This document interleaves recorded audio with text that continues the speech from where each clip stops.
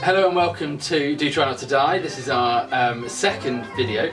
If you join us for the first time, we're talking about bushcraft and survival. We're learning a load of skills we don't know very much already, and we're going to be going out into the woods and surviving and doing all of that stuff. And not necessarily for the first time, but almost for the first time. Yes, and indeed we're going through our kit today, and we thought it would be a good idea if we could try and order them in order of deadliness. Deadliness. Or just danger to ourselves while we're out and about. I'm going to try and figure out what damage we could do to ourselves with said tool. Amazing. So, if Tom, you want to start with what you've got? Right, so we've both got, I think, we've got a little camera there. Can you see that?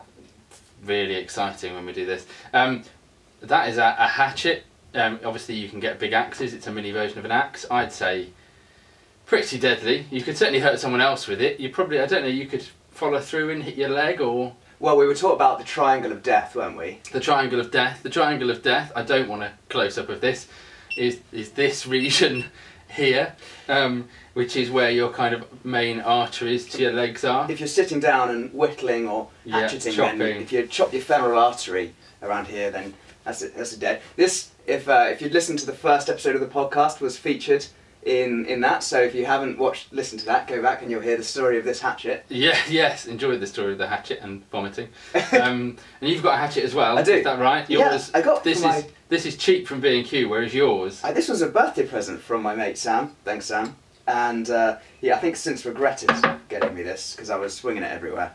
But this is very nice. Yeah, if you want to do a close up of that. I can. How do I record? Just press the top button. So this is close up. Yeah. Wonderful. Thank you. And I've used it a couple of times in the garden, but not outdoors yet. It hasn't been broken in, so hopefully this will see some action soon. It looks a lot smarter than my cheap B&Q hatchet. It's Swedish. So with this, I'm picturing decapitation, femoral artery splittage, kneecap dentage. Is it sharp? Very. I tried to shave with it. Didn't quite succeed, but I reckon you could get some hairs off if you really wanted to, against the grain. So this we figured was probably the most dangerous of all of the tools, didn't we? I would say, yeah, probably. Cool. Second. Do you wanna? Yeah, let me grab the knife. So this is Bushcraft knife. It's made by Mora, which is a Swedish company. Very, very sharp. You definitely could shave with that. Definitely shave with that.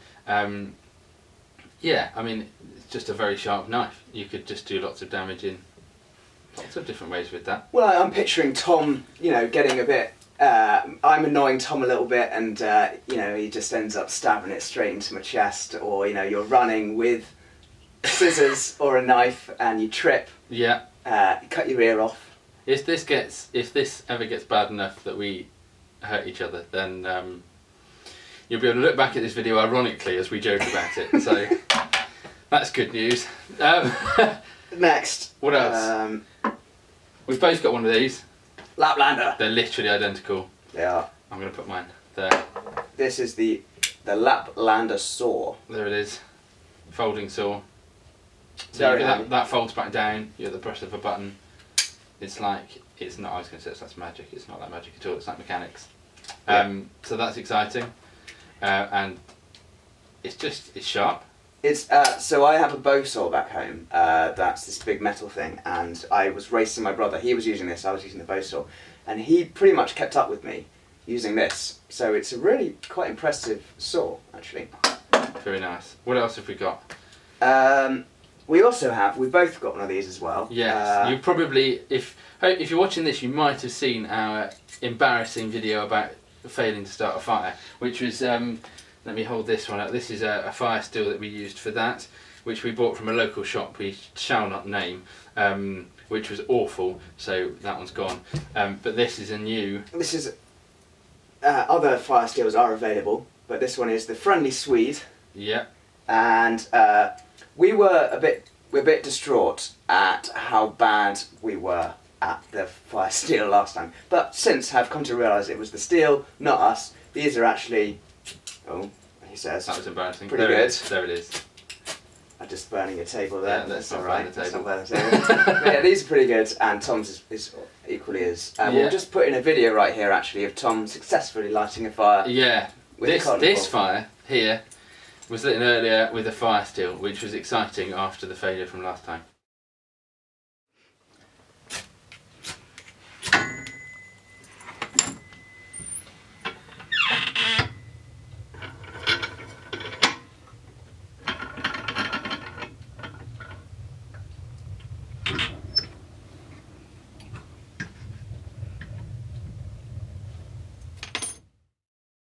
Alright. Fabulous. I've got a fire steel as well, and we've got, what else have we got? A multi-tool. Let me show that to the... everyone probably has got one of these for Christmas at some point in their lives. This was a present from a friend of mine as a... it was a gift for being an usher at his wedding. Blue is my favourite colour, and so I was very pleased with that. But this has got pliers, we've got, what else have we got inside here?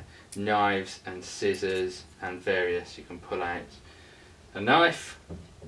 There is a screwdriver. What else have we got? That looks like a ruler. I don't know what damage you could do with a ruler, but that nail file looks pretty deadly.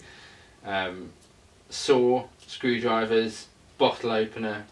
Multi-tools. I mean, I've hurt myself with multi-tools. I've got a Leatherman. It's a military style one. It's got a hole punch for C4, which I'm never going to use, but it's pretty cool. And it's just the knives and the saws on it, because they're so small you don't really know the damage that you're doing with it, and you end up just cutting the end of your finger off or stabbing yourself in the hand. I've cut myself with pen knives. They're pretty dangerous. Many times before.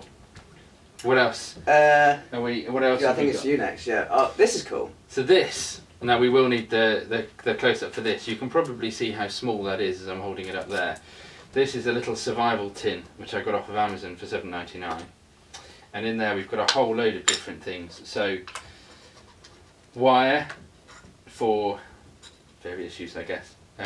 Little compass, some paracord, which you wouldn't believe how hard it is to get all this back in. Paracord there, which you could use for tying things up. We've also got a very mini fire steel there, which you can light fire with. Probably better than our original one. Yeah, and in here, I don't know if you can see that, I'm wary of taking it out. You've got fishing line, we've got a glow stick. Now I can't imagine what a glow stick of that size could possibly ever achieve. We were thinking of the Daughtry Nottedy rave, mini rave. Yeah, and there is a whistle, so you could have glow sticks and whistles and have a mini rave. And the whistle is really quite loud, so maybe the glow stick is horrifically bright. Who knows? I don't know. I'm not going to use it until an emergency, or possibly until we find it hilarious to do so. Now this, I think it would be very difficult to hurt yourself with. The fishing hooks though. There's some fishing hooks in there. Yeah, they are very sharp. I've already stabbed myself with them while I was having a look. So there's probably a few things in there. I was fishing once and a guy went to do a cast, and then the hook went back, hooked into someone's cheek, and as he pulled it forwards, just yanked his head forwards. And you were there? I was there. It wasn't me doing the casting. I want to. Yeah, that was pretty bad. You know the wrestling fish hook move. It was like that. It was horrible. That's horrific. I have actually one more thing, which you might want to. This is actually awesome. So this I was given someone who watched our first episode and saw how much we struggled, and this may take a few times because it's running out of fuel. But this is a fire steel with a wick in it. You might be able to see a little bit there, and a bit of paraffin fuel. So as you strike it, it lights a flame. And amazing. That is epic. I mean, I can't even explain in words how useful that could be. Yeah. If you've got any other free stuff you want to send us, feel free. That's absolutely fine. Well, yeah, email us and with suggestions of stuff. Yeah, I don't know where you can send it to, but we'll sort something out. We'll figure something out. Amazing. There's a few other things, not very much, that we'll rattle through. A torch, you could hit someone with a torch. I figure you could. We figured you could blind them first and then probably knock them out with it. I don't know how you could hit anyone with a compass. You could get lost. Slap them about. Yeah, what? Slap them about. I don't know. You could get lost if you used the compass badly. It could hurt you. This is a hammock. you could tie someone up with a hammer. I have just pictures of you waking up in the middle of the night, having sort of wrapped yourself in a cocoon that you can't get out of. Yeah, I'll try and put a photo in at this point where with the hammock actually up and in use. You can have a look on the blog as well. There's a photo of that in use, and the same with the hammock as well. I guess. I mean, if you had an injury, you could carry the body of your injured friend home. I don't know.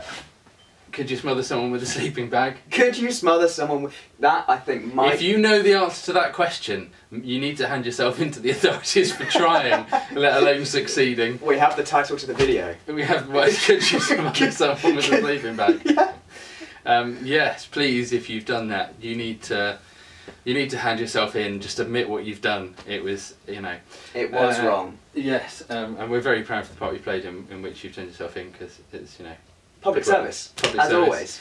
I think that covers it. That covers it. Thank you very much for watching. I hope we've given you an idea of some kit that you could use. Indeed. I think this is probably the majority of what we need. I've got a cook set coming as well for cooking over the fire. Hopefully the next time you see a good video of us, we might do a fire lighting one, but after that will be us using all of this kit outdoors, and it should be awesome or a failure, and either way hopefully it'll be interesting to watch. Thank you very much. Alright, bye. Bye bye.